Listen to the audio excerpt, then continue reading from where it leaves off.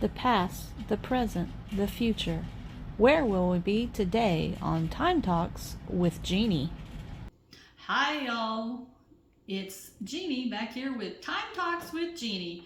And unfortunately, I don't have Poe with me, but I have the Tortie on the wall. And the Tortie, I can't remember her name, but it's Poe's Tortie, Katarina, which fits because she's a New Orleans voodoo kitty. So anyway, I'm sorry for last month. It got a little behind because it was a holiday and all wonderful things. So our subject for this one is all about Thanksgiving. Many of us celebrate it every year when we can, but there's a little bit of history behind Thanksgiving. We're going to start with that the Pilgrims were not the first to celebrate a Thanksgiving. Notice I said a Thanksgiving on the North American continent. Actually, it kind of traces all the way back, according to the Smithsonian researchers, into the 1500s up in Newfoundland. So Canada has its own Thanksgiving, and I think it has subjects area to that one. But ours run back to the British around the Pilgrim Age. But even before the Pilgrims, there was actually a type of Thanksgiving in Jamestown. Now, they had a lot to be thankful for. It was because they had survived. They had lived through what was called the starving time in 1610. Now, of course, them being idiots that they were, they kind of pissed off the local Powhatan tribe, and most of them ended up dying because they were all starving because of a drought. And then they decided, oh wait, let's just go steal all the natives' food, and then we will survive. Well, that didn't work out very well. And then John Smith, of course, he's the one that came and saved them all, but he almost died doing it. But hey, it happens. So anyway, they celebrated when the ships came back from London, brought them food, and everybody lived.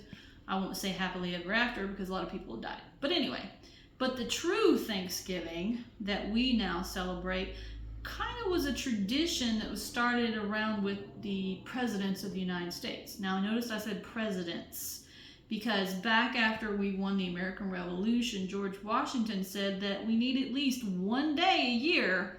Didn't specify a certain day, but he said we need one day a year to stay thankful for what we got in our new America.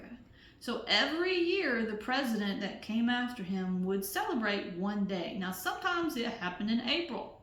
Sometimes it was August, September. Most of the times it still fell in November. So a lady by the name of Sarah, can't remember her last name, Hale, that's right, Sarah Hale, pushed for about 30 years that Thanksgiving become an actual federal holiday.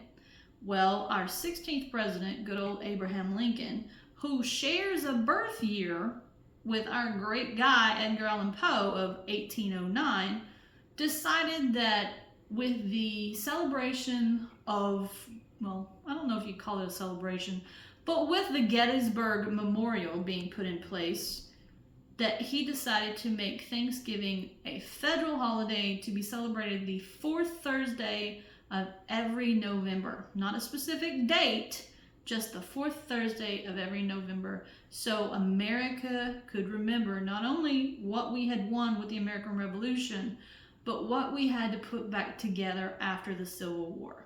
That we needed to be thankful that we were one nation yet again. Now, unfortunately, poor old Abraham Lincoln did not live to celebrate his own federal holiday because he was assassinated April of 1865. So, now, we have thankful every Thursday, which I think it's ironic that the president is elected on the second Tuesday of every November, and we are thankful every fourth Thursday of November. So, sometimes we have good things to be thankful for, sometimes we don't. But just remember, there's a reason to be thankful for the great country that we live in. So until next time with our Time Talks, I'm Jeanie, and I'm Poe out.